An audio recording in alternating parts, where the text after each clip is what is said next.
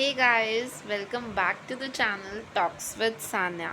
So, this is going to be the episode number 14 of the Doubt series. एक बहुत बड़ा doubt about the fees payment कि हम लोगों को फ़ीस पेमेंट कब करनी है, चाहे वो अभी कौन सा भी कोर्स है, आप बीए बीकॉम नॉन सेंट्रलाइज वैसे मेनली हम नॉन सेंट्रलाइज की बात करेंगे, बट उनका भी सेम ही हिसाब है, बीए बीकॉम वालों का भी। तो आप लोग इस वीडियो के अंदर पूरा बने रहें, और अगर अभी तक चैनल को सब्सक्राइब नहीं किया है तो फटाफट से कर लो। फ़ीस पेमेंट के साथ आप लोगों को एक और main cheese that is discrepancy के बारे में बताने वाली हूँ।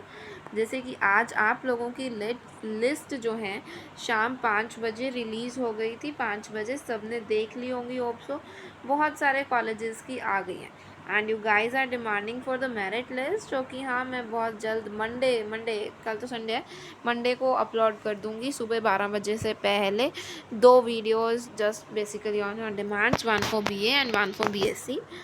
तो अभी हम लोग आगे चलते हैं और आप लोगों को फ़ीस पेमेंट के बारे में जो मोस्ट इम्पॉर्टेंट थिंग है वो बताती हूँ। सबसे पहले डीएचई की वेबसाइट पर आ जाओ, इसे क्रॉस कर देना। यहाँ से आप लोगों को डीएवी कॉलेज की वेबसाइट पर जाना है, जहाँ पर प्रॉपर शेड्यूल है। इस बात को मैं बहुत बार डिस्कस कर चुकी हूँ, तो प्लीज़ ये वीडियो ध्यान से देख लो, ध्यान से सुन लो। मोस्ट इम्पॉर्टेंट है कि कब फ़ीस पेमेंट करनी है, कितनी फ़ीस पेमेंट करनी है, आप लोगों को कितने पैसे तैयार रखने हैं। कभी भी नोटिस आ जाता है फ़ीस पेमेंट का बिन बुलाए, तो आपके पास उस टाइम अकाउंट में पैसे होने चाहिए टू पे with in the 24 hours. 24 hours से लेट होता है तो सीट आप लोगों की कैंसिल हो जाती है। तो ये हम लोगों को पता होना चाहिए कि फ़ीस हमें कब पेमेंट करनी है, ताकि हमारी सीट कैंसिल ना हो। और जो फ़ीस पेमेंट है वो ऑनलाइन ही होगी, ऑफलाइन नहीं होगी। आप लोगों के पास डेबिट कार्ड या फिर क्रेडिट कार्ड्स जो हैं वो होने चाहिए। यूपीआई का यार ऑप्शन होता है, बट यूपीआई हमें नहीं करना चाहिए, बिकॉज़ एक तो यूपीआई सिर्फ हमारे इस डीएचई के पोर्टल के अकॉर्डिंग सेफ़ नहीं है। यूपीआई प्रेफर नहीं करता ये। एंड सेकेंडली यूपीआई के थ्रू पेमेंट अटक जाती है, क्योंकि पेमेंट ज़्यादा होती है। अब बीसीए वालों के 20-20 हज़ार हैं, तो सिंगल टाइम पेमेंट अटकेगी। तो इसीलिए यूपीआई को जस्ट प्रेफर नहीं करते हम लोग, तो डेबिट कार्ड क्रेडिट कार्ड के थ्रू पेमेंट होगी। उसके बाद आप लोग आइए non centralise courses. Non centralise courses ज़रा सा ध्यान दो कि ये जो आप लोगों की चीज़ें हैं इनका क्या मतलब है। आज 6 जुलाई तो हो गया, आप लोगों की लिस्ट रिलीज़ हो चुकी हैं। All of the applicants know this things very easily. अब इसके बाद आप लोगों के लिए डिस्क्रिपेंसी का कंसेप्ट है कि डिस्क्रिपेंसी क्या होती है माय डियर। डिस्क्रिपेंसी आपके फॉर्म में मिस्टेक है। अब डिस्क्रिपेंसी जिसकी गलती होगी उसके पास क्या होगा, मैसेज चला जाएगा। एक जो सिंपल टेक्स्ट मैसेजेस होते हैं ना, वो टेक्स्ट मैसेजेस आपके पास आएंगे। उसके अंदर लिखा होगा कि आपकी डिस्क्रिपेंसी आई है, इसको विद इन 24 आवर्स ठीक करो, आपका फॉर्म ओपन किया जा रहा है। तो जब आप अपनी डीएचई के पोर्टल पर लॉगिन डिटेल्स डालोगे ना, वहाँ आपका फॉर्म खुलेगा। जो डॉक्यूमेंट गलत है उस डॉक्यूमेंट को एक्यूरेट करके आ जाना सबमिट। एक पहली बारी में ही एक्यूरेट भर देना, गड़बड़ मत कर देना। गड़बड़ कर दी तो आपका फॉर्म कैंसिल तक हो सकता है, कुछ भी हो सकता है। उसके आगे हमारे हाथ में कुछ नहीं रहेगा। Understand? So mind my words, what I am saying, these are truly most important for your forms. Otherwise you are at fault अगर आप कोई इस टाइम पर गलती करते हैं तो। अंडरस्टैंड क्या मतलब है। डिस्क्रिपेंसी ठीक हो जाएगी, उसके बाद फिर से एक प्रोविज़नल लिस्ट आएगी, जिसका सिर्फ यही मतलब होगा कि आपका फॉर्म सक्सेसफुली सबमिट हो चुका है और आप एलिजिबल हो एडमिशन के लिए।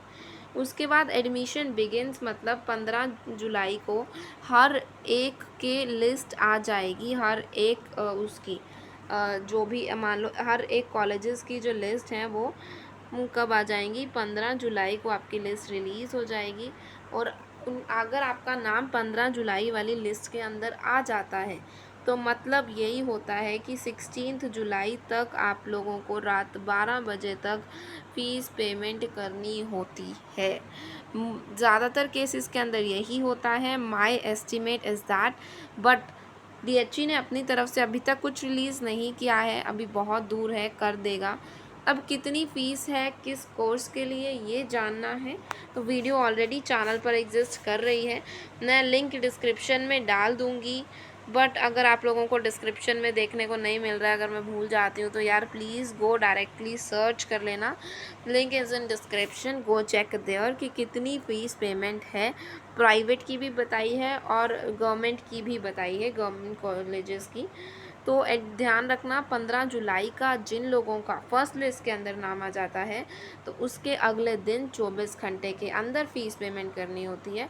वैसे कहते हैं जब आपके पास डीएचई की तरफ से मैसेज आएगा ना, उसके 24 घंटे के अंदर फ़ीस पेमेंट कर दो तो अच्छा है।